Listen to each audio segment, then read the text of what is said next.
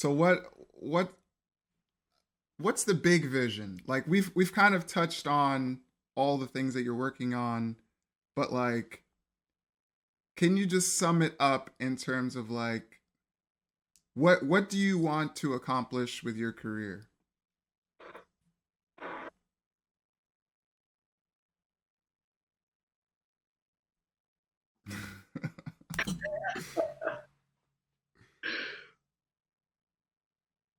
I'm here. Yeah, are you thinking about how to answer that or No, I don't know if you saw that. My On my end, everything just crashed for a minute and it like popped oh me okay. back on. So Oh that okay, was all right. me So responding to connectivity issues. all right, Sorry so if I was like grimacing. no, it's all right. I think I heard the question. The question was like, what is the big vision? Yeah. Yeah. That's yet again a great question. So let's see.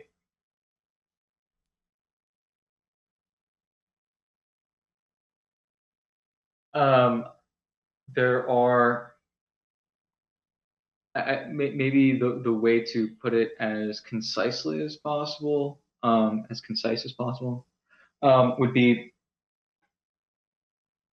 significantly altering the way humans live for the better through innovations in the built environment. Right. That's very vague, very broad, but that kind of encapsulates several of the ideas that or several of the projects that I have, several of the ideas that I'd like to articulate further. Space architecture being one of them, right? We're pushing more and more people, we're likely going to be pushing more and more people into space in the next several decades. And that's going to require us to significantly alter what it means to be in space.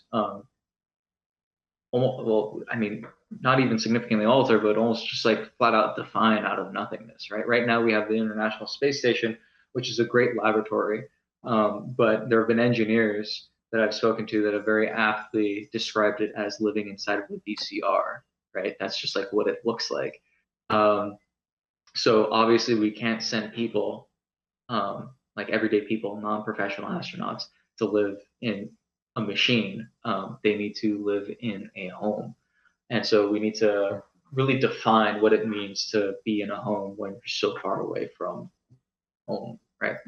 Um, Can I stop so you there there, though? Because I'm a little bit skeptical. yeah, You're gonna have to elaborate a little bit on that. My okay, skepticism is that do we really need a home? Is that really an essential human value, especially in a task so difficult as like going all the way into space? Do we really need to make it sure. hospitable in that way? Um, the goal of like Blue Origin is millions of people living and working in space. SpaceX wants to put millions of people on Mars. Um, if we're going to have that many people, that's why like I'm making a distinction between professional astronauts and then other people. Like right now, the people that we're sending out there, like the correct word to use for them would be explorers, right? I mean, they're right now there are scientists that are going back to the same place, but that same place is challenging. They're explorers in the same way that the people that go to the Arctic base or the Antarctic bases are explorers, right? They're going to a challenging place, and there are things about that challenging place that we want to learn, and so the scientists and engineers that we send there learn about that place, and they put up with all the difficulties of what it means to exist there. If we wanted to build a city in Antarctica, it would not be an expansion of um, actually that might be a poor metaphor. There would have to be more creature comforts that we would provide in order to just make it a more accommodating experience. Now, the reason I stopped myself there is because the Antarctic station has actually made a lot of strides in providing some of those creature comforts for the newer scientists. It seems like they're making a lot of progress with that, but the International Space Station is something that's built for like 6 people at a time, right? I think the most that they've had up there at once is 9, something like that. Usually the missions are in sets of 3 people. Um, Millions of people is just a completely different thing. If you have, I mean, what would it mean to have a million people in space, right? That means you're going to have probably manufacturers, right? That's probably the first thing that we want to send people into space for, just like producing things that we can't produce here on Earth. Then you're going to have like resource extractors. So these are like very, maybe industry heavy. You can think of like the frontier kind of a mindset from the 19th century in the United States as like a potential analog. But soon after you have those types of industries, what comes to fill in um, some of the gaps there are services, right? Providing food, providing some kind of shelter, providing entertainment. Like there are services that need to start to be provided to the people who are working on these resource extraction and processing um, industries.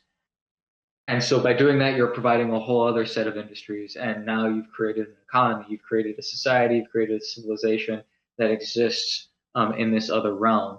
And all of those people aren't going to exist there for extended periods of time if they're not in one way or another comfortable. So in terms of like building a home, maybe home is a little bit too terrestrial of a term to use. But we need to be able to design for the human body and the human mind in a manner that is comfortable in this very foreign context.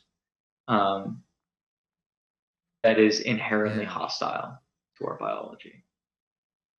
Yeah, Um, we don't really need we don't really need a home. We just need a backyard, a grill, some beers, and a good, extraterrestrial podcast.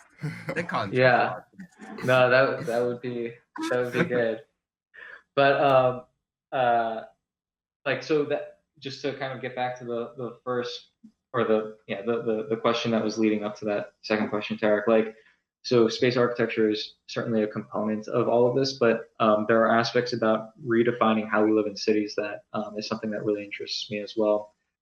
Hence the whole like resource ecology discussion that we're having earlier, disaggregating things that are around us into unit parts so that we can recycle them. That is like a part of redefining what it means to live in cities. But there's also this notion of being able to provide new structures, new development without destroying communities. Right? You get the sense like you go to Long Island City right now, that place is completely changed. It feels Yeah. so sterile. Right? There's got to be a better way of creating new structures that doesn't destroy a community. It's going to change the way it feels, right? But there's got to be a better way of doing it. And for the sake of time, I'll just leave it at like there's some ideas that myself and a few people have been talking about that we'd like to explore further. Um, and there's a good amount of synergies between that and the resource ecology or the cyclical economy. Um, but yeah, maybe that's for another discussion. That's something we're still fleshing out.